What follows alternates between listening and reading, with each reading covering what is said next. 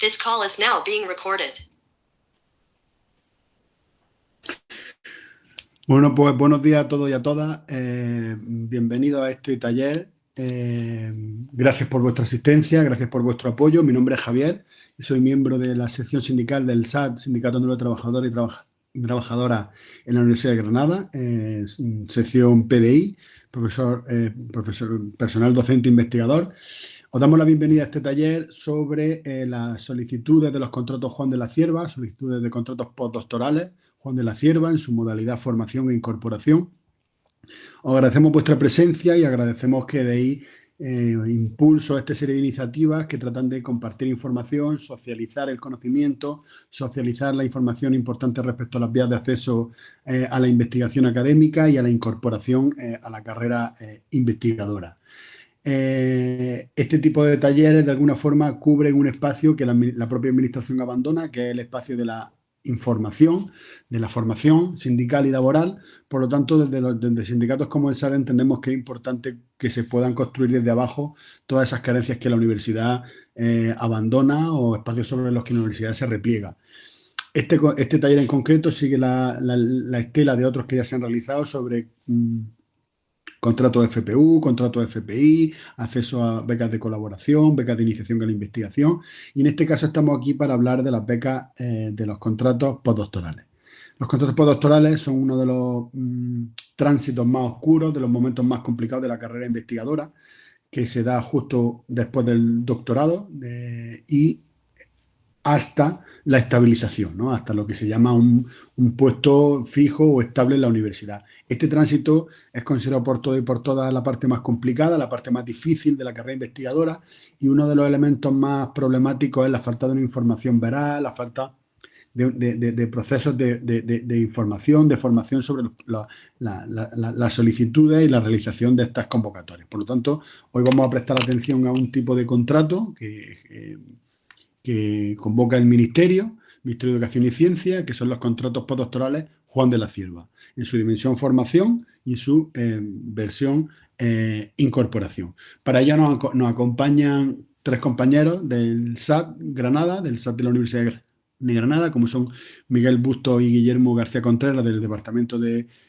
Historia Medieval y Ciencias Historiográficas, y Manuel Era del Departamento de Filosofía, también de la Universidad de Granada.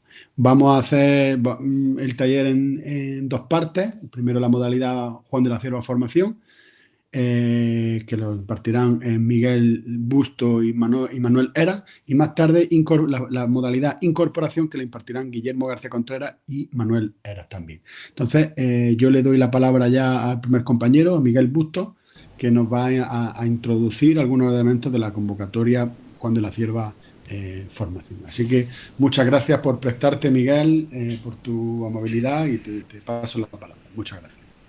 Hola, buenos días, Javier. Buenos días a todas y a todos. Voy a compartir pantalla para que vayamos viendo una presentación. Vamos, pido ya disculpas de antemano porque la conexión no me va muy bien, entonces igual hay un poco de retraso o demás, pero bueno, luego la presentación se va a compartir a través de las redes del SAT PDI, de la Universidad de Granada y del SAT, entonces no creo que tengáis problema. Ahora se debería estar viendo la pantalla compartida. ¿Me podríais confirmar si es así?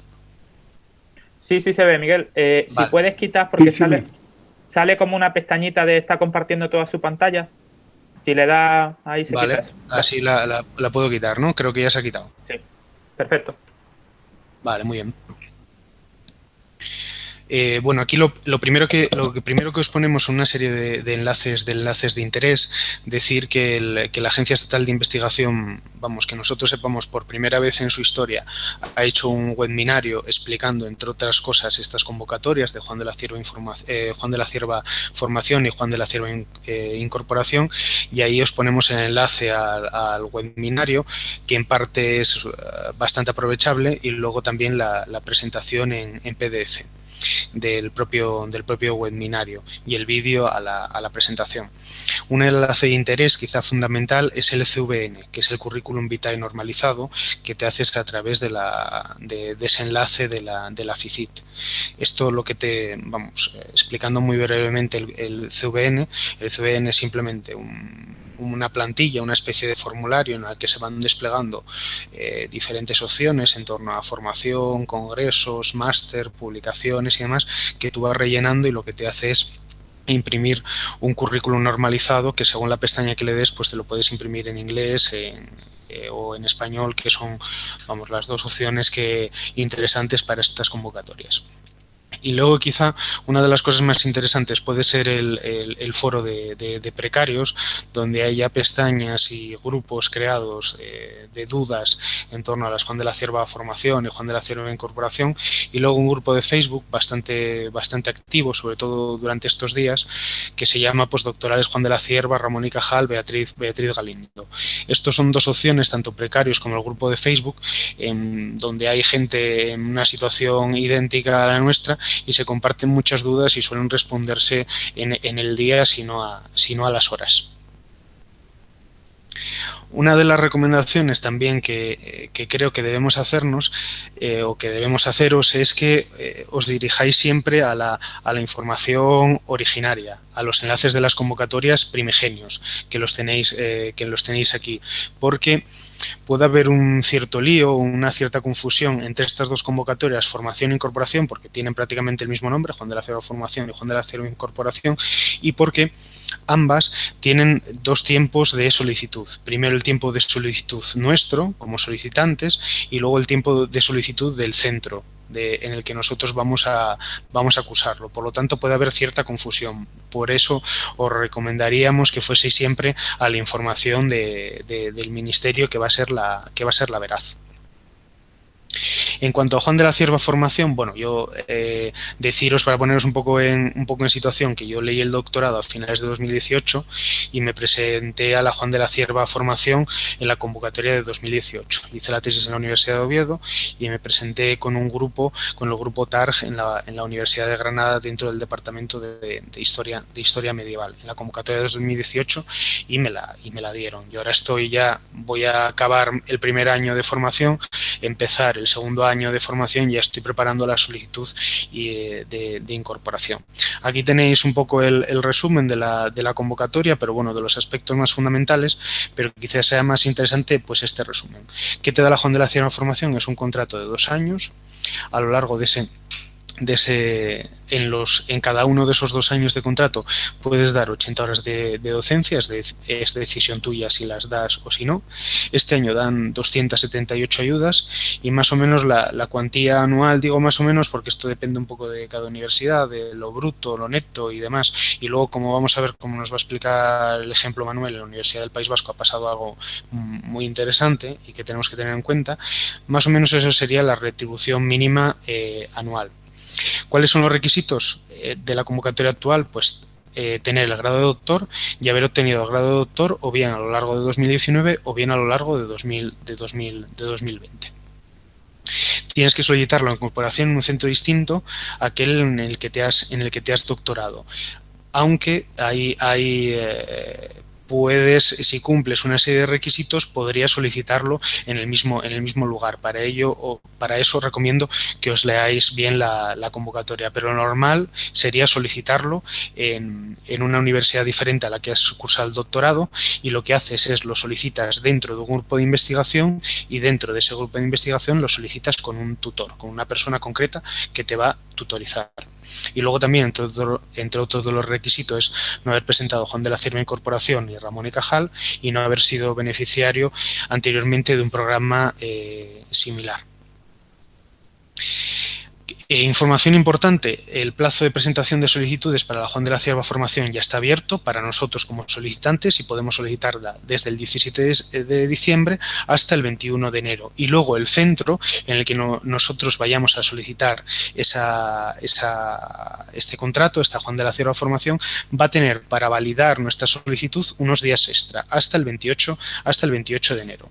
Una de las recomendaciones que os hacemos es que os pongáis en contacto con el responsable del centro que se encarga de este tipo de ayudas. Suele haber un responsable dentro del vicerrector de investigación, probablemente, que se encarga dentro de este tipo de ayudas por si tenéis que enviar al centro alguna información extra o tenéis que enviarle algo extra para que valide la solicitud.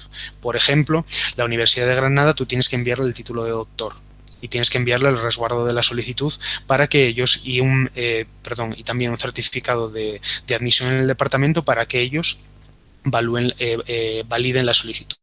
Por lo tanto, además de estar en contacto con el profesor tutor, además de estar en contacto con el grupo de investigación, os recomendamos que os pongáis en contacto ya con la universidad o centro de investigación en el que queréis cursarlo. ¿Qué os van a pedir? ¿Qué documentación os van a pedir? La verdad que es relativamente sencilla. Es una convocatoria que nos va a solicitar un proyecto. Lo que os va a solicitar o lo que se os va a evaluar va a ser el currículum. Vuestro currículum, en este año, el currículum vitae abreviado, otros años era el currículum vitae normalizado, por lo tanto es un cambio que se ha hecho. Currículum vitae abreviado del candidato como máximo 4 páginas. Currículum vitae abreviado del profesor que va a ser vuestro tutor de este contrato de 4 páginas. Y luego el historial científico técnico del grupo de investigación en el que os vais a insertar de los últimos 5 años. Aquí no hay límite de páginas. Lo único que se dice en la convocatoria es que tiene que haber un cuadro o en la primera página una relación de los miembros del equipo y luego que una de las cosas que se va a evaluar va a ser la capacidad, bueno, ahí está mal escrito, la capacidad formativa pre- y postdoctoral. Quizá lo que decíamos, el centro en el que solicitéis va a requerir mayor documentación. ¿Qué se os va a evaluar? Esto es una de las cosas muy importantes a tener en cuenta para elegir grupo de investigación, para elegir tutor y para elegir universidad, que la evaluación se hace sobre 100 puntos. Vosotros vais a aportar 50 puntos y los otros 50 puntos van a venir dados por la evaluación que se le va a hacer a vuestro tutor y a vuestro grupo de investigación. Por lo tanto, y de esos 50 puntos que vosotros aportáis, se os va a evaluar estas dos cosas, quiero decir, las aportaciones científico-técnicas y la movilidad e internacionalización. No se os va a evaluar ninguna otra cosa más. Quiero decir, ¿por qué insisto en esto? Porque son los dos puntos que tienen que sobresalir y que tienen que quedar muy claros en el currículum vitae abreviado. Es decir, que no haya otro tipo de paja. Se os va a evaluar aportaciones científico-técnicas y movilidad e internacionalización. Es decir, esto es lo que va a evaluar el evaluador. Y sobre el historial científico-técnico del grupo de investigación, que ahí pueden ser páginas y páginas y páginas, se va a evaluar estos 3 aspectos. Aportaciones científico-técnicas de todo el grupo, es decir, de todos los miembros del grupo de investigación durante los últimos 5 años, de 0 a 25 puntos. La dirección de tesis y otros méritos va aquí, de 0 a 10 puntos. Y la internacionalización de ese grupo, de 0 a 15 puntos. Van a ser eso, insisto, los puntos que vosotros, o los apartados que vosotros tenéis que poner en valor cuando elaboréis ese historial científico-técnico del equipo o del grupo de investigación. Y bueno, tenéis aquí el enlace web de la solicitud. Luego todo esto lo subís a una plataforma, que es la plataforma Facilita, donde subís toda la documentación antes de la fecha para que luego la valide el grupo. Y por mi parte, en principio de la formación nada más, y ya le paso a Guillermo, que os hablará de la incorporación.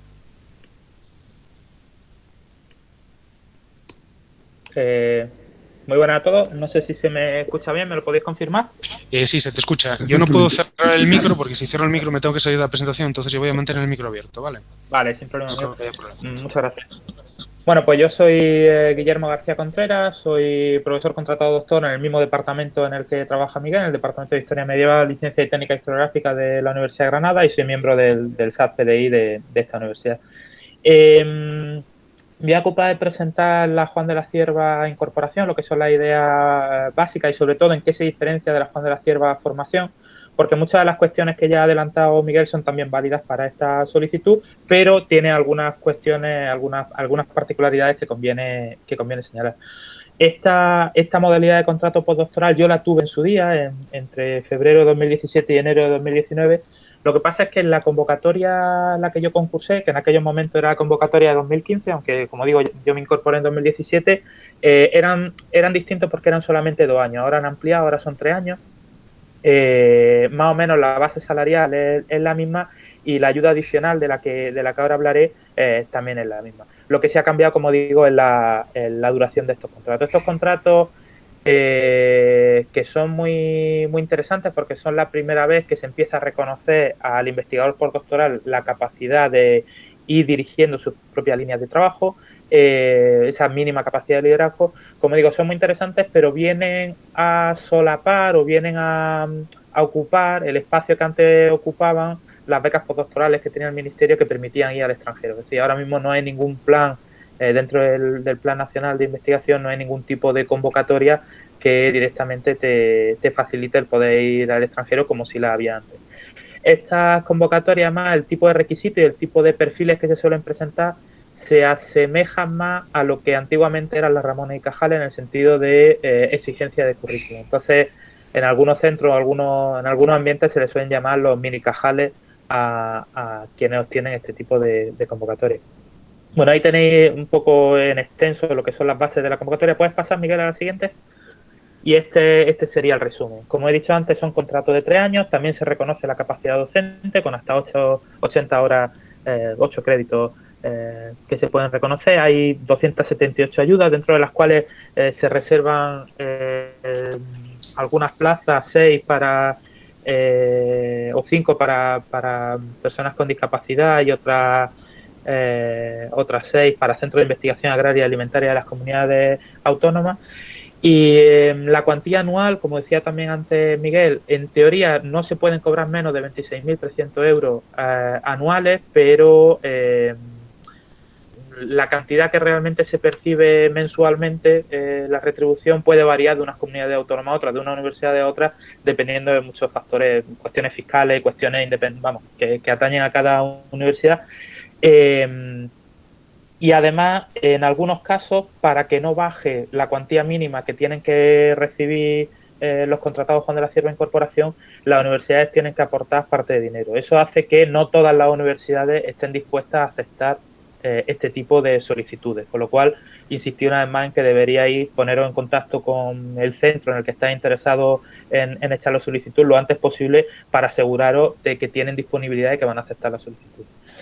Lo interesante de esta modalidad de Juan de la Cierva Incorporación es que por primera vez dentro de este programa de postdoctorales que tiene la Agencia Estatal de Investigación, por primera vez se da dinero al investigador para que tenga una cierta autonomía a la hora de realizar trabajo de investigación, a la hora de financiar estancias breves, traducciones de artículos, pagar análisis de laboratorio, comprar equipamiento científico, un ordenador, cámara, un microscopio. Se dan 6.300 euros a cada investigador que puede ir gastando a lo largo de estos 3 años. Los requisitos son poseer el grado de doctor entre enero de 2016 y diciembre de 2018, es decir, tiene que hacer por lo menos más de 2 años que se ha obtenido el título de doctor. Igualmente, en principio no están previstas para que uno las solicite en el mismo centro donde realizó la tesis doctoral. En el caso de que vaya a ser en el mismo centro, tienen que haber pasado al menos 12 meses de estancia en un centro diferente, que puede ser otra universidad del Estado español o algún centro europeo o internacional.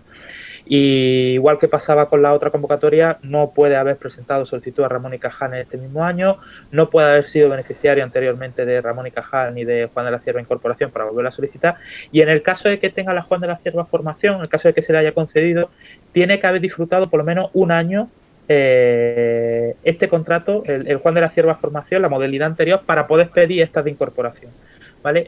Lo interesante es que la cuenta de 1 año de desarrollo del contrato Juan de la Cierva formación empieza a contar a partir de julio del año que viene. Es decir, si ahora ya lleváis 7 meses, 6 meses con una Juan de la Cierva formación, podríais pedirlo porque cuando llegue julio del año que viene ya haríais 1 año con esa modalidad de contrato. Si puedes pasar a la siguiente, Miguel. Nuevamente el tema de los plazos, ya está abierta la presentación de solicitudes, salió el 15 de diciembre y hay de plazo hasta el 19 de enero para los solicitantes, con un plazo para los centros hasta el 26 de enero. Esta diferencia entre el plazo de los solicitantes y el plazo de los centros, que ya adelantaba antes Miguel, tiene que ver con que en realidad las solicitudes las hacen los centros. Es decir, no soy yo, Guillermo, o Miguel o Javi los que presentan la solicitud, sino que es la Universidad de Alicante, la Universidad de Murcia, la Universidad de Granada, los que presentan una lista de 6 candidatos, de 9 candidatos, de 10 candidatos a Juan de la Cierva. Por eso hay una diferencia de plazo entre un plazo máximo en el que los candidatos tienen que hacer su solicitud y un plazo distinto en el que los centros tienen que enviar la relación de cuántos solicitantes van a presentarse por esa universidad. Por eso insistimos una vez más, es importante que os pongáis en contacto con los responsables de este tipo de contratos en cada universidad, porque a su vez los centros tienen que darse de alta en el registro unificado de solicitantes como centros que van a pedir ese tipo de contratos.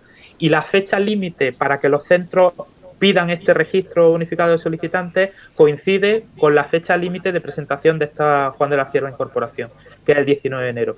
Sí, espero que no sea el caso, pero podría darse que vosotros presentéis el 19 de enero a la 1 del mediodía vuestra solicitud y que la universidad no haya hecho su registro unificado de solicitantes. Sería raro, porque la mayoría de las universidades van a tener más de un candidato, pero a lo mejor alguna universidad pequeña o que no esté acostumbrada a solicitar este tipo de contratos, si no lo avisáis con tiempo, quizás se le pasa, ¿vale? Por eso es importante, como decíamos antes, poneros en contacto con los responsables. Y en cuanto a la documentación a entregar, básicamente es la misma que en el caso de la Juan de la Cierva Formación, un currículum vitae abreviado en máximo 4 páginas, viene con una norma muy específica del Tiny Roman, calibrío Arial, tamaño 11, delineado simple, es decir, la convocatoria te detalla muy bien la forma en la que hay que presentar estos currículums, el currículum vitae abreviado del candidato, el currículum vitae abreviado del tutor y el historial científico técnico de los últimos 5 años del grupo de investigación. Y como siempre, como ha dicho antes Miguel, los centros pueden requerirte más documentación, pues el título de doctor o que certifique que ya has estado 12 meses en un centro distinto a donde has leído la tesis doctoral, si lo estás pidiendo. Es decir, este tipo de documentación, como siempre, depende de cada centro. Pasa, Miguel, a la siguiente, por favor. En cuanto al sistema de evaluación, como veis, difiere un poco de lo que hemos visto en el caso de la Juan de la Cierva Formación. Si allí el currículum se dividía, o la evaluación se dividía entre el currículum individual del candidato, 50 puntos, y el currículum individual del grupo de investigación, del equipo de investigación al que se incorpora, eran 50 puntos. En este caso, como se prioriza más la capacidad de liderar sus propias líneas de investigación por parte del candidato, el currículum del candidato se evalúa con 70 puntos y el equipo de investigación al que se incorpora con 30 puntos. Es decir, 70-30 es la diferencia. Y cuando vamos desgranando en dónde estriba la diferencia, básicamente, como veis, en el caso de la trayectoria académica o profesional del candidato se introduce un nuevo concepto que es el liderazgo, que se evalúa de 0 a 10 puntos. El resto es parecido, las aportaciones científico-técnicas entre 0 y 45 puntos, la movilidad e internacionalización entre 0 y 15 puntos, pero esto es el liderazgo, que quiere decir la capacidad que puede demostrar el candidato de haber encabezado artículos, de haber obtenido sus primeras financiaciones para proyectos de pequeña entidad, el haber sido capaz de organizar sus propios cursos de formación, sus propios congresos, el haber sido director, que te digo yo, de alguna intervención arqueológica, por ejemplo. Estas son las cuestiones que se valoran en este campo de liderazgo.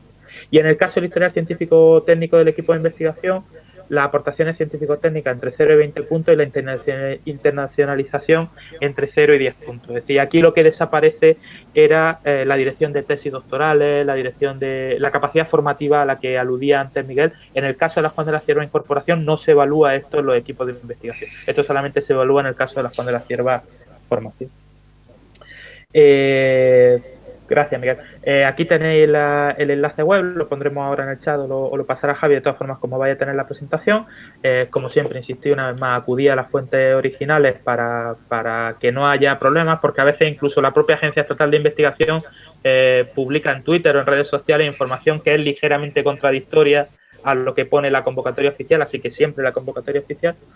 En cuanto al currículum vitae abreviado, que ya lo he mencionado antes, máximo 4 páginas, se puede hacer a través de una página web, que os decía al principio de la presentación, compañero Miguel, pero también viene un documento en Word que podéis rellenar a mano, ¿vale? Vale igualmente, es recomendable tener el CVN, el currículum vitae normalizado, acostumbraros a ir haciéndolo y tenerlo actualizado, porque luego resulta muy útil para directamente con un par de clics que os genere el currículum abreviado o el currículum en inglés o el currículum en español que necesitéis, pero si no, pues podéis rellenar ese Word con esa normativa que viene ahí de máximo tamaño mínimo de 11 puntos, los márgenes, en fin, y máximo 4 páginas. No se va a evaluar nada que sobresalga estas 4 páginas. Y luego queríamos terminar esta parte del taller haciendo algunas recomendaciones finales que valen tanto para la Juan de la Cierva formación como para la Juan de la Cierva incorporación. Insistí una vez más en que todo, bueno, en el caso de la Juan de la Cierva incorporación especialmente, entregad todo al ser posible antes del 19 de enero, ¿vale? Aunque la fecha límite sea el 19 de enero, pero para quedaros tranquilos y seguros, intentad entregarlo un par de días antes y sobre todo haberos puesto en contacto con el centro, vaya a ser que el centro al que queréis solicitar sea una OPI, sea una universidad, sea cualquier tipo de centro de investigación, e informaros de los plazos internos, porque puede haber algún tipo de días de más que se toman algunas universidades, y también puede pasar al contrario, es decir, puede haber algunas universidades que os digan que aunque el plazo es hasta el 19 de enero, a ellos podéis mandarle la documentación hasta el día 21, hasta el día 22, siempre y cuando hayáis hecho el registro oficial en vuestra solicitud oficial antes de la fecha que indica el Ministerio. Revisar bien todas las condiciones para pedir un tipo de contrato u otro, una modalidad u otra, Juan de la Cierva formación o Juan de la Cierva incorporación, porque aunque los límites de tiempo son bastante estrictos, es decir, para unas tienes que haber leído la tesis doctoral en 2019 o 2020, para otras entre 2018, ¿no? Hemos dicho antes entre 2018 y 2020, pero se reconocen una serie de condiciones que permiten ampliar estos límites, estos márgenes temporales. Por ejemplo, la maternidad o la paternidad, las incapacidades temporales, si has tenido algún tipo de excedencia, si has estado al cargo de alguna persona con discapacidad. Se pueden ampliar varios meses, incluso hasta un año, de forma que puedes haber leído la tesis doctoral en 2018 y aún así está en condiciones de presentarte a la Juan de la Cierva formación, ¿no? No tienes que ser obligatoriamente la Juan de la Cierva incorporación si reúne algunos de estos requisitos. Otra recomendación que queríamos hacer es que hagáis el currículum vitae en inglés, porque lo que dice la convocatoria es que aproximadamente va a haber un evaluador por cada 8 o 10 solicitudes. Hay un registro de evaluadores que se suele hacer público después de las convocatorias, si no me equivoco, o cada X años se hace público quiénes han sido los evaluadores del último año, pero esos evaluadores no cubren la totalidad de las solicitudes. Y es habitual que se encargue a evaluadores externos, evaluadores extranjeros, que evalúen los currículos.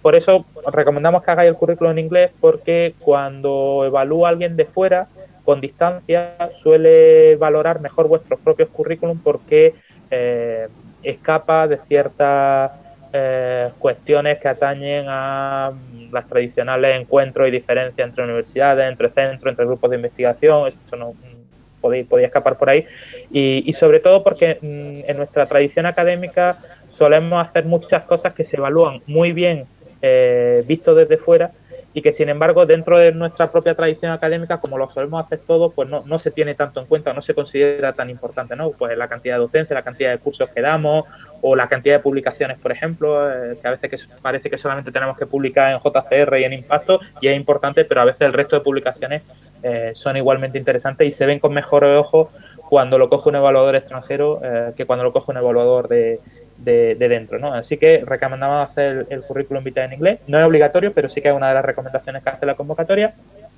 Insistí una vez más en que habléis primero con los posibles centros de destino y sobre todo que tengáis mucho cuidado con la elección del tutor y del equipo de investigación, si os es posible.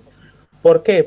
Primero porque no en todas las comunidades autónomas existen grupos de investigación formales. Es decir, en Andalucía, por ejemplo, sí que existe, hay un registro de grupos de investigación y cada uno pues forma parte de un grupo que tiene un nombre, que tiene un código incluso, pero en algunas comunidades autónomas esto no existe, y el diseño del equipo de investigación es algo bastante flexible, en el que se incluye gente que está trabajando en la misma línea de investigación, que participan conjuntamente en proyectos, pero el decidir una persona u otra que forme parte del equipo de investigación no está tan reglado, tan reglamentado, con lo cual esto puede ser un punto importante, como también el hecho de que a la hora de elegir un centro para solicitar este tipo de convocatorias, puede haber centros que no garanticen un mayor sueldo, como luego vamos a ver el caso de en algún caso en el que los Juan de la Cierva se han unido y han luchado por un incremento de sus derechos, pero te ofrecen otra garantía de futuro. Por ejemplo, la Universidad de Granada tiene un plan de estabilización por el cual a la mayor parte de los investigadores Juan de la Cierva Incorporación lo van a estabilizar como ayudantes doctores o como contratados doctores si se acreditan en el plazo en el que dura el contrato, ¿no? Entonces esto puede ser también interesante a la hora de elegir un centro u otro, a la hora de elegir un tutor y un equipo de investigación.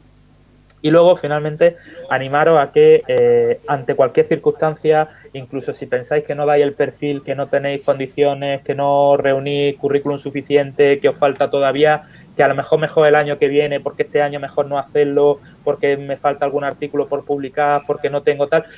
Aunque no tengáis mucha esperanza, hacedlo, porque incluso aunque os nieguen, aunque no os reconozca la Juan de la Cierva, os van a dar unos informes de evaluación que son muy útiles para seguir intentándolo, porque son como una especie de guía en el que os indican en cada campo qué os falta para conseguir ese mínimo de puntuación de 85 puntos, ¿vale? Porque hay que tener un mínimo de 85 puntos para que vuestra solicitud sea considerada para otorgaros uno de estos contratos, ¿vale? Entonces, aunque no tengáis mucha esperanza, intentadlo porque merece siempre la pena.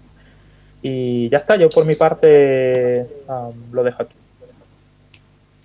Muchas gracias, Guillermo, muchas gracias, Miguel.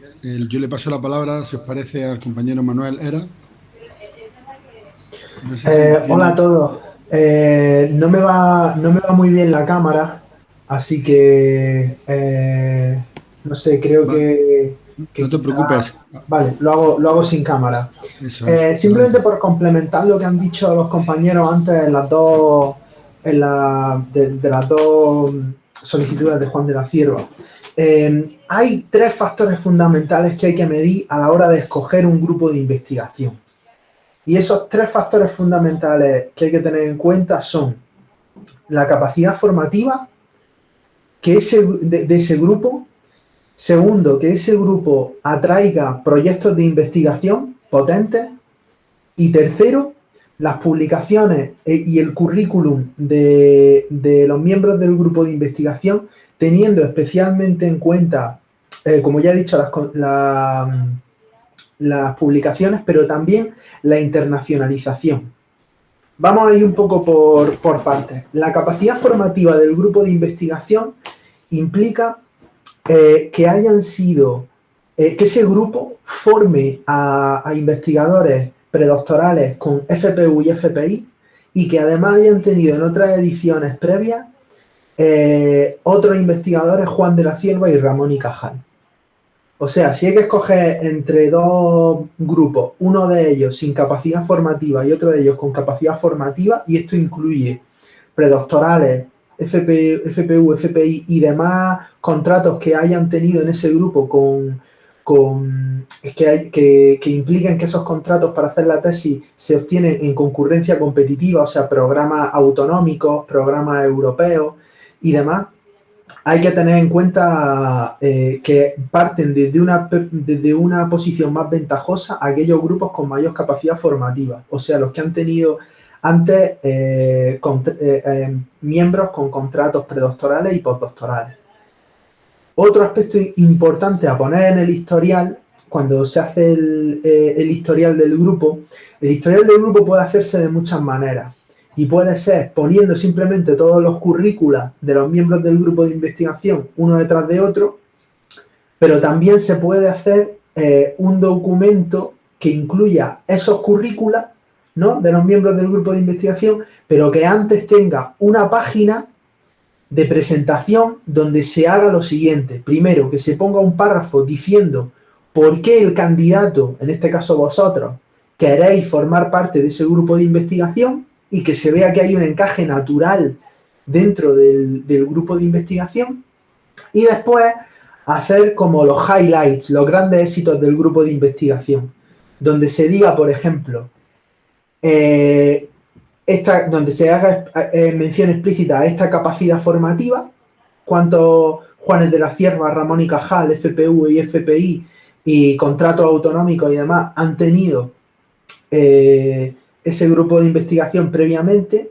que se diga qué proyectos del Plan Nacional del Ministerio de Ciencia y proyectos de la Junta de Andalucía o proyectos comunitarios o proyectos europeos ha tenido ese grupo de investigación, o sea, valoran que los grupos de investigación atraigan dinero, atraigan financiación de agentes estatales, de agentes autonómicos y de agentes europeos, y también de fundaciones privadas, y como la BBVA, la Caixa y demás.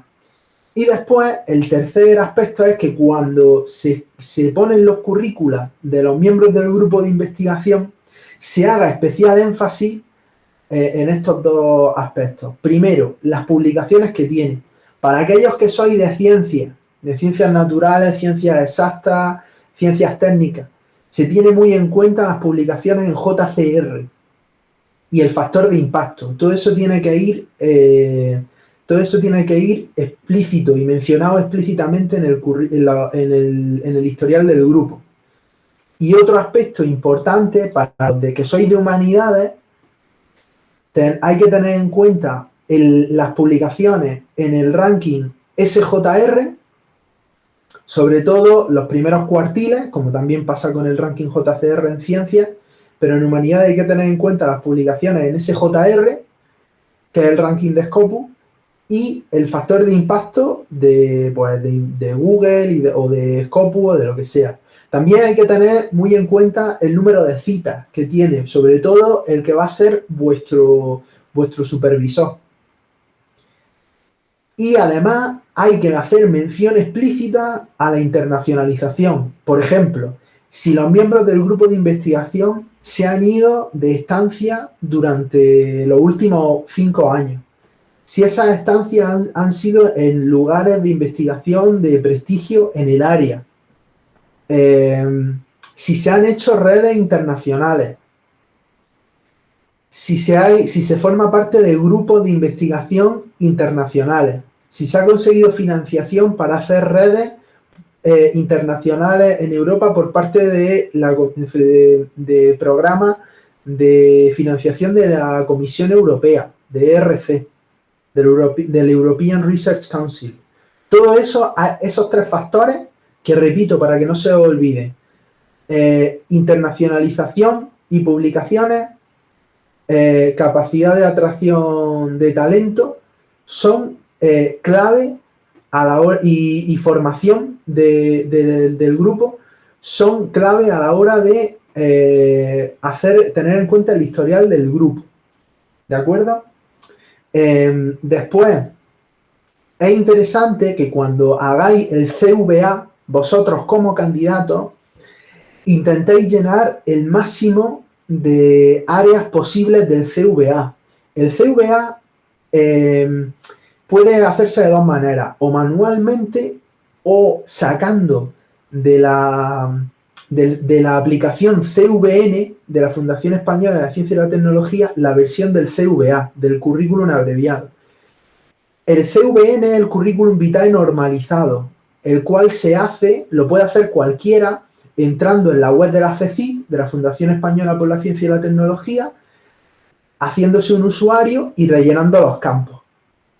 Y después tú puedes elegir descargarte ese currículum, o bien en la versión CVN, currículum vitae normalizado, incluyendo todos los campos, o bien en la versión CVA, currículum vitae abreviado, que es la parte abreviada del currículum vitae normalizado. Entonces, lo interesante del CVA es que, aunque se pueda descargar automáticamente a través de la aplicación de FECIT de CVN, es interesante que lo hagáis vosotros a mano, porque al hacerlo vosotros a mano vais a tener más seguridad a la hora de satisfacer los requerimientos formales que decía Guillermo, el número de letras, el tipo de letra, los márgenes, porque cuando descargáis la plantilla directamente de la página web de la solicitud, ahí ya viene prediseñada para que vosotros podáis hacerlo en el formato que os pide.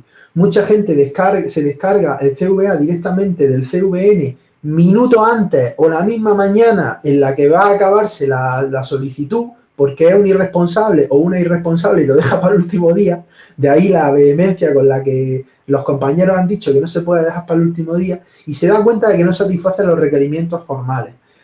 Y eso puede ser motivo, no digamos que sea automáticamente motivo de exclusión, pero puede ser un motivo de exclusión o un motivo que ya genere un sesgo en el evaluador, que es algo que tampoco queremos. ¿De acuerdo?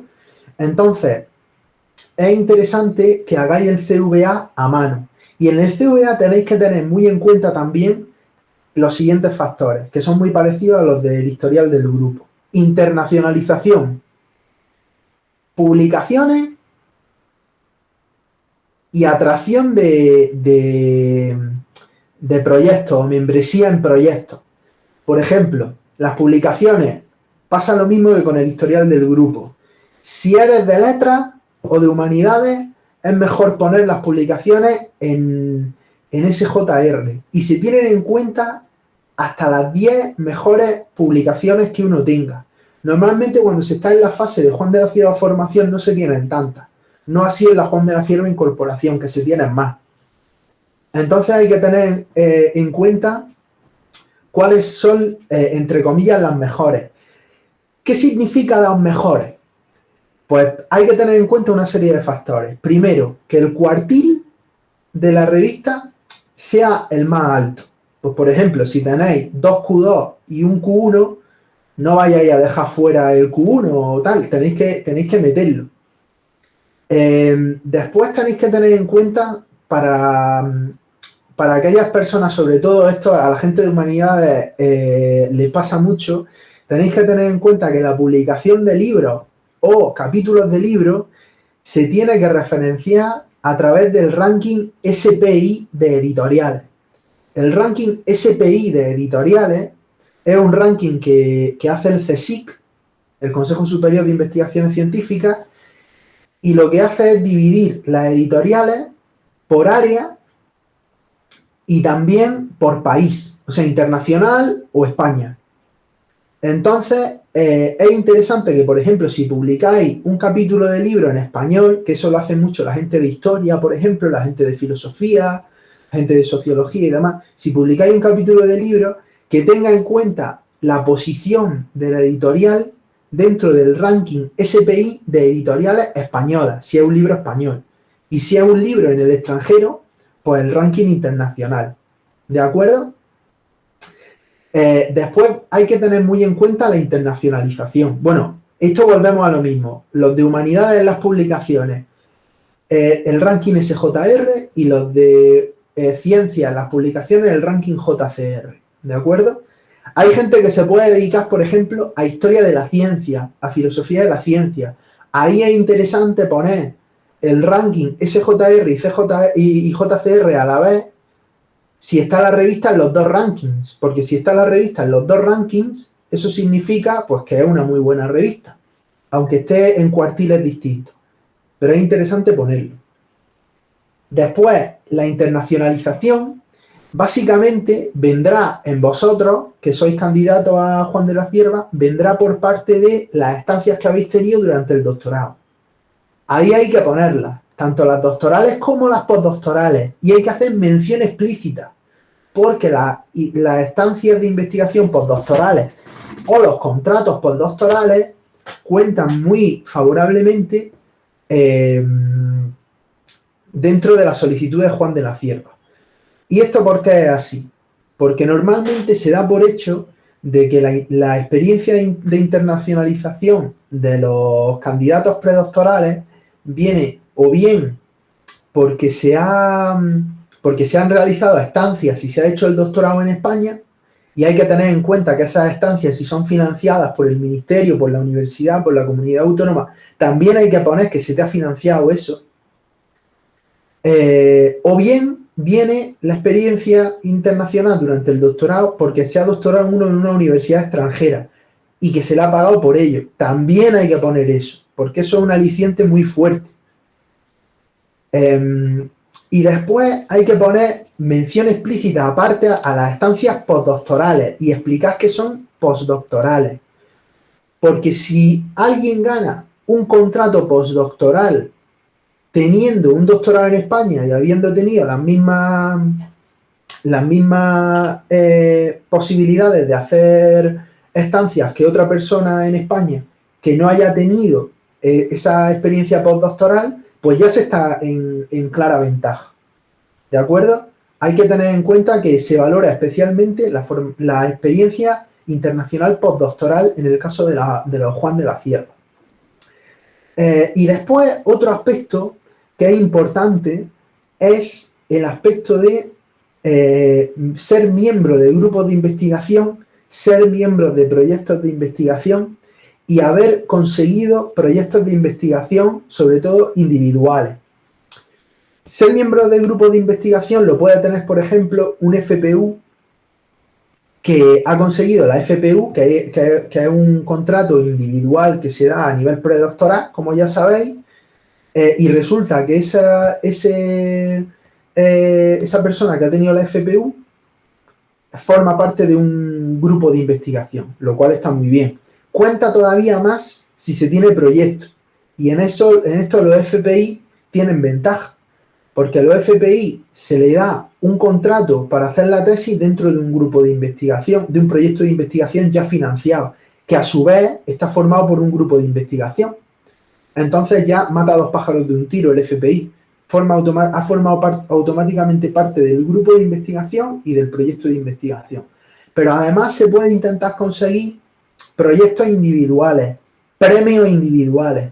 Por ejemplo, si te dan una beca Leonardo de la Fundación BBVA, si alguien se va al extranjero, pues por ejemplo a una postdoc en Chile o en Argentina y consigue tener un proyecto de investigación propio individual.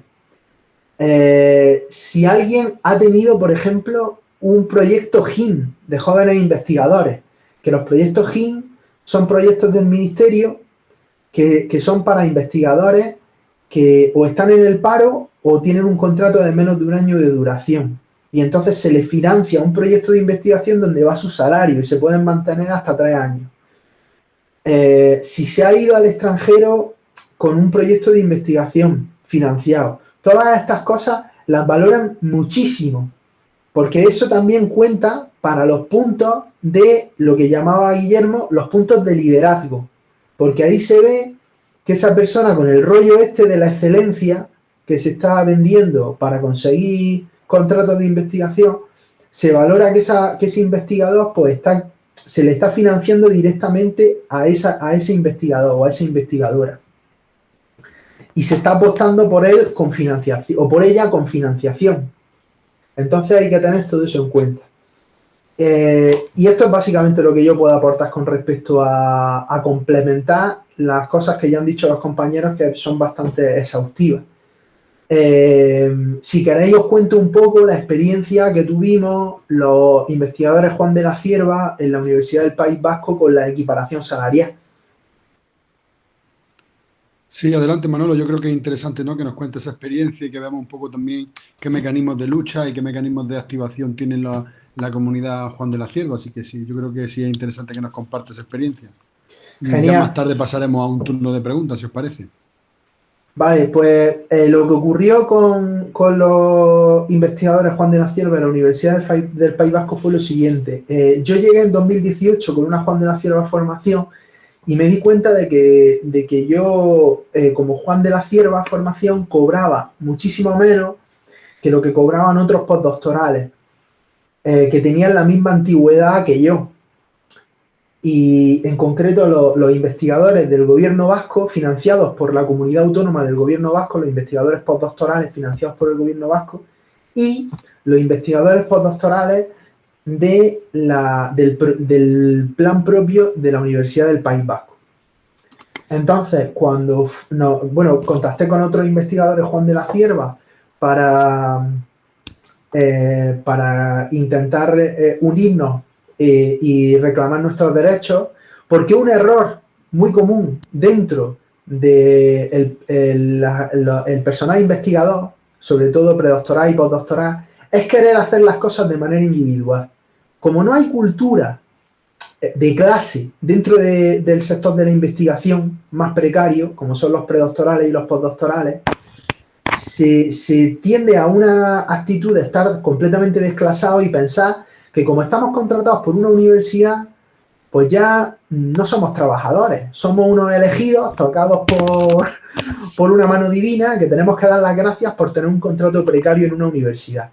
Pero lo que ocurre es que somos trabajadores de pleno derecho y tenemos unos derechos laborales como cualquier otro trabajador. Y hasta que no tomemos conciencia de eso, no vamos a poder desarrollar la organización que necesitamos para mejorar nuestras condiciones laborales. Y este ejemplo fue uno de ellos. Normalmente lo que la gente hace cuando se entera de que está cobrando menos que otros investigadores que realizan la misma tarea que ellos y que tienen la misma experiencia que ellos, simplemente están financiados por un programa distinto. Lo que ocurre es que intenta solucionar los problemas de manera individual. Y eso es un error de bulto, porque en la organización y en la unidad es cuando se consigue fuerza negociadora. Entonces, lo primero que hice fue contactar con el resto de investigadores Juan de la Cierva. Algunos no respondieron, otros sí respondieron, y con los que respondieron nos organizamos para hablar con el vicerrectorado y pedir un aumento de sueldo sobre la base siguiente. Normalmente, cuando a un investigador Juan de la Cierva le hacen un contrato que se llama de acceso al sistema español de ciencia. Es un tipo de contratación especial que lo que hace es vincular ese contrato de investigación al artículo 22.1 o al artículo 22, perdón, de la Ley de Ciencia de 2011. El artículo 22 de la Ley de Ciencia de 2011 lo que dice es que los investigadores postdoctorales serán contratados por un contrato llamado de acceso al sistema español de ciencia que tiene las siguientes características. Y entonces enumera una serie de características, como por ejemplo el derecho a tener docencia y demás. Y entonces el artículo de la Ley de Ciencia 22 que regula los contratos de acceso al sistema español de ciencia, en el apartado 22.1.d dice lo siguiente. Bueno, no lo voy a decir de memoria porque no me acuerdo, pero más o menos lo que dice es: si hay un investigador que realiza las mismas tareas que alguien contratado a través de este contrato y cobra más, a la persona contratada con este contrato de acceso al sistema español de ciencia se le tiene que subir el salario y equipararlo con el de esta persona que está cobrando más. Entonces nosotros, los Juanes de la Cierva de 2018 a 2020 de la Universidad del País Vasco, nos reunimos con el vicerrector e invocamos este artículo para cobrar más. Y lo que ocurre es que nosotros, nuestro objetivo principal era cobrar como lo que cobraban los investigadores del plan propio de la Universidad del País Vasco, que era 33.000 euros al año, o sea, 1.500 euros más o así al año que un Ramón y Cajal. Entonces la Universidad del País Vasco se dio cuenta de que efectivamente nosotros teníamos razón, pero lo que nos dijo fue que no podía equipararnos porque no tenía dinero para hacerlo. Nosotros seguimos luchando, pero al final, como no soltaba el hueso el vicerrector de la Universidad del País Vasco y se negó en rotundo a equipararnos con estos postdoctorales, nos equiparó, en cambio, a los investigadores del gobierno vasco, a los postdoctorales del gobierno vasco, que cobraban 28.200 euros. Entonces, aún así, aunque no conseguimos el objetivo final, sí conseguimos un aumento de 21.500 euros a 28.280, lo cual es un incremento bastante sustancial del salario. Y esto se hizo invocando el artículo 22 de la Ley de Ciencia. O sea, lo primero que tenéis que tener en cuenta cuando vosotros y vosotras solicitéis la Juan de la Cierva y finalmente os la den y vayáis a firmar el contrato, es que hay dos maneras de contrataros como investigadores Juan de la Cierva. Uno de ellos es es por obra y servicio, que es el código 401. Otro es el acceso al sistema español de ciencia, que vincula vuestro contrato con la ley de ciencia de la manera en la que os he dicho. Y aparecerá un código que es 420 en vuestro contrato. Ese código no significa contrato en práctica en el caso de los postdoctorales. Eso hay que tenerlo clarísimo. 420 es un código administrativo, es un código de la administración. Y bajo el código 420 hay un montón de categorías distintas. Entre ellas, para los científicos, para los investigadores, hay dos categorías en el 420. Contrato predoctoral y contrato postdoctoral de acceso al sistema español de ciencia. ¿De acuerdo? Después, en otros gremios y en otros sectores laborales sí existe el contrato en práctica. Pero ese código, cuando se aplica a contratos de investigación, predoctorales o postdoctorales, significa que están vinculados a la ley de ciencia. Los predoctorales por el artículo 21 de la ley de ciencia y los postdoctorales por el artículo 22. Entonces, cuando vosotros seáis Juanes de la Cierva y tengáis vuestro contrato y veáis que estáis en la Universidad del País Vasco, en la universidad donde sea, si tenéis un código 420 y en el contrato pone que estáis contratados mediante el sistema de acceso al sistema español de ciencia, ese tipo de contrato de acceso al sistema español de ciencia, tenéis ahí la base legal para intentar subiros el salario, porque las universidades, por defecto, os van a poner el mínimo de la convocatoria. Y el mínimo de la convocatoria está apenas sin tocar desde el año 2011. O sea, está el salario congelado. Yo soy miembro de la Federación de Jóvenes Investigadores, coordinador de la sección de documentación, e hicimos un informe sobre la pérdida de poder adquisitivo de los contratos Juan de la Cierva y Ramón y Cajal de 2008 a 2018. Calculamos que con la congelación de salarios de 2011, los investigadores Juan de la Cierva y Ramón y Cajal en el año 2018 habían perdido en torno a un 20% de poder adquisitivo. Porque el IPC seguía subiendo y el mínimo estaba congelado. Y las universidades lo que hacen es contratar en función del mínimo. Entonces, para vosotros subiros el salario tenéis que ver si os hacen un contrato de acceso al sistema español de ciencia y ver si hay investigadores en vuestro centro de investigación o en vuestra universidad que tienen un programa de financiación distinto al vuestro, puede ser un autonómico, por ejemplo, y ahí veis si cobran más esos investigadores.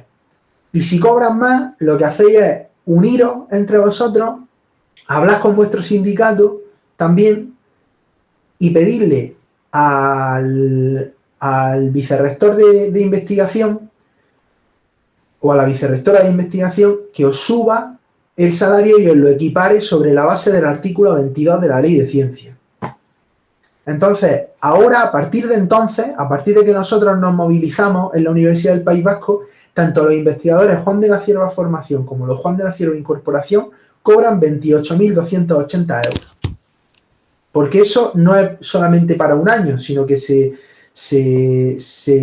equiparó así para siempre.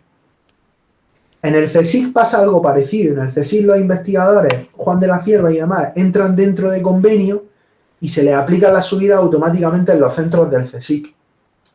Entonces, todas estas cosas hay que tenerlas en cuenta cuando se escoge el centro al que se quiera ir. Por un lado, pues puede haber conflictos. Por ejemplo, imaginad que un grupo muy bueno que satisface... Guillermo, ¿quieres decir algo justamente ahora? Pues venga. Si es justamente ahora, dale. Me espero que termine. Vale.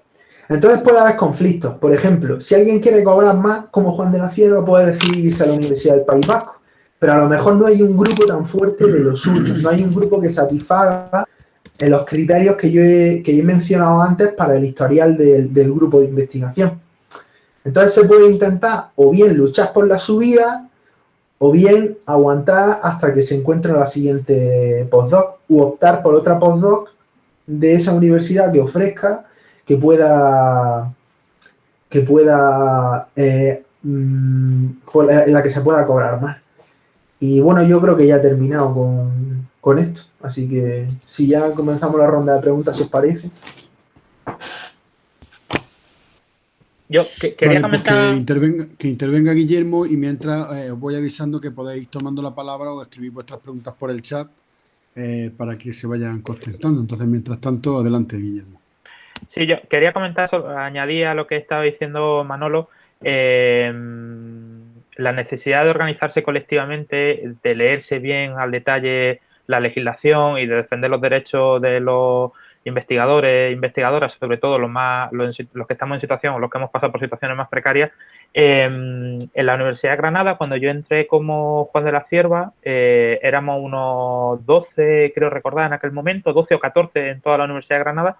Y en aquel momento se nos planteaba la situación de que a nosotros nos habían evaluado y nos habían otorgado esos contratos con unos criterios que eran en aquellos momentos mucho más altos y diferentes a los que solían habitualmente evaluar y los méritos que requerían para otros Juanes de la Cierva, ¿no? Entonces, como decía antes, comentaba antes, nosotros nos llamaban o nos llamábamos los mini cajales, porque consideramos que casi habíamos pasado por una criba parecida a los Ramón y Cajal, y en la Universidad de Granada los Ramón y Cajal tenían un plan de estabilización, que además una cosa que un acuerdo con el Ministerio, que aquellos investigadores que obtienen una Ramón y Cajal, que es un tipo de contrato del que no hemos hablado en esta presentación, pero aquellos que obtenían la Ramón y Cajal, si se acreditan, tenían la posibilidad de, bueno, tiene la obligación el centro de generar la plaza, de estabilizar la plaza, ¿no? Sale a un pequeño concurso con el perfil del investigador y habitualmente la propia persona que ha sido Ramón y Cajal obtiene y se estabiliza con una plaza de ayudante doctor o de contratado doctor o de titular.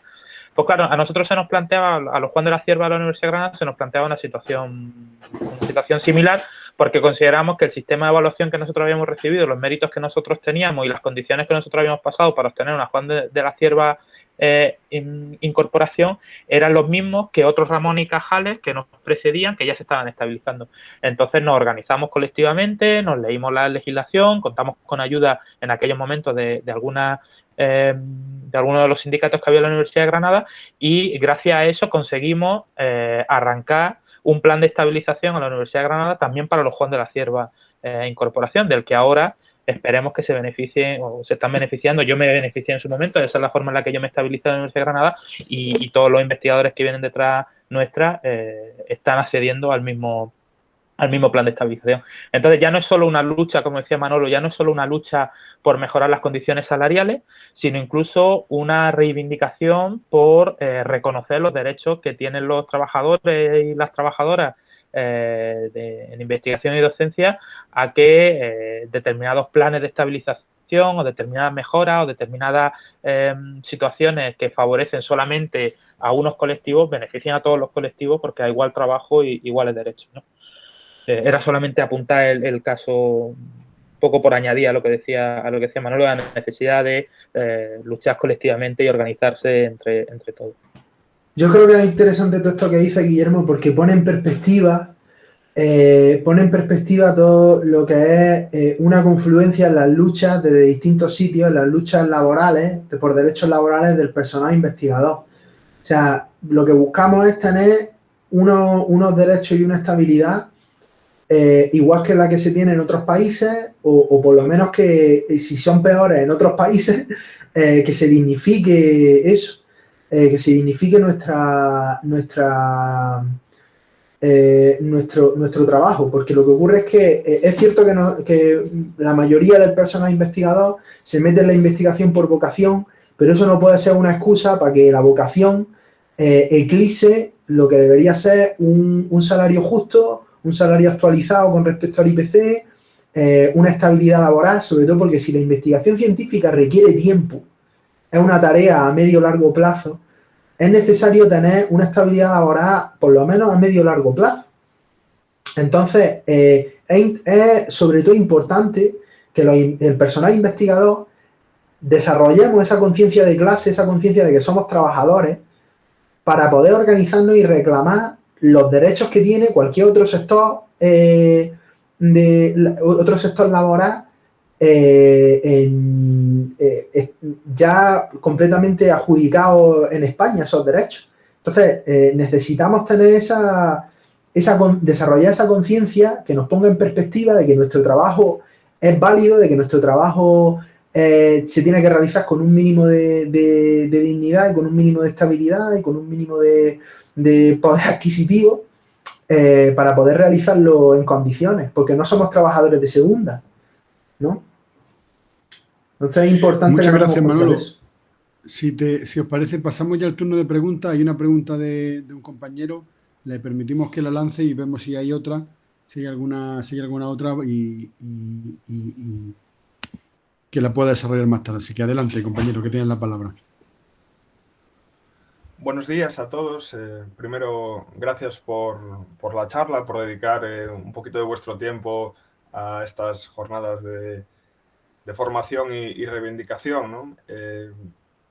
Me ha gustado mucho lo que comentaba ahora Manuel sobre esta necesidad de considerarnos trabajadores a la altura de cualquier otro trabajador, ¿no? Y reclamar nuestros derechos, sobre todo para quienes venimos de familias trabajadoras. A veces vemos con un poco de extrañeza cómo nuestros padres, con menos estudios y con trabajos bastante más precarios, tenían un nivel de organización mucho más alto que nosotros y sobre todo unos niveles de reivindicación también mucho más ambiciosos a veces que los investigadores, ¿no? Que sobre todo los que venimos del ámbito de las letras o de ámbitos menos productivos económicamente, parece que estamos siempre ahí en esa condición de prestado en la universidad porque no generamos beneficios económicos. Bueno, no me quería perder. Habéis hablado un poco habéis hablado de las Juan de la Cierva de formación y de incorporación, y yo me preguntaba un poco cuál sería el camino adecuado o el camino más saliendo después de presentar la tesis, cuál sería el camino más adecuado, si presentar primero una de incorporación, una de formación, cuál sería el tránsito adecuado para intentar conseguir alguna de estas dos contratos de investigación postdoctoral. Si os parece, respondo yo.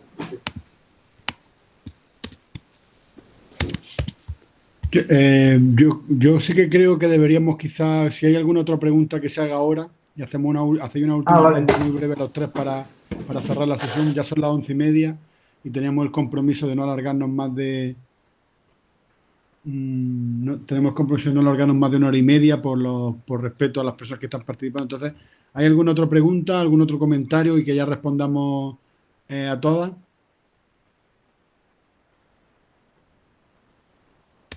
Vale, pues si os parece que conteste Manolo y también vosotros si queréis, ya con esta ronda cerramos la sesión. O sea, desde una perspectiva de antigüedad, la antigüedad de estos tres programas de contratación son Juan de la Cierva Formación, después Juan de la Cierva Incorporación y después Ramón y Cajal. O sea, alguien cuando se doctora puede pedir directamente una Ramón y Cajal si quiere, pero claramente va a estar, o sea, claramente no va a ser competitivo, porque normalmente a Ramón y Cajal se presenta gente con 7 años o 6 años de experiencia postdoctoral.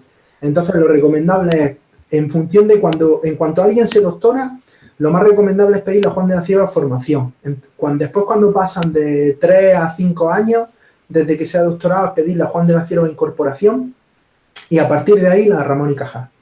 Y después había otra pregunta por aquí, ¿no? En el chat. Sí, hay si la alguien que docencia pregunta... cuenta.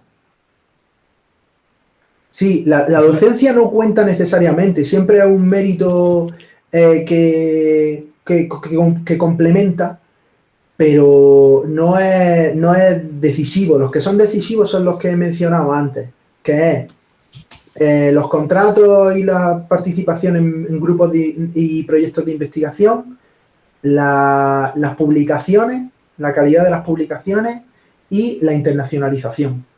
Eso es lo que más cuenta.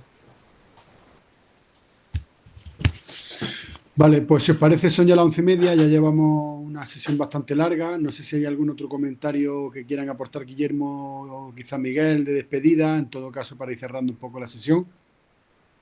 Nada, dar las gracias a todos los participantes por su tiempo, por escucharnos, que esperamos haber sido de utilidad fundamentalmente y que aquí estamos, que cualquier duda que podamos resolver, pues que contacten con la sección sindical del SAT-PDI en la Universidad de Granada o con nosotros directamente.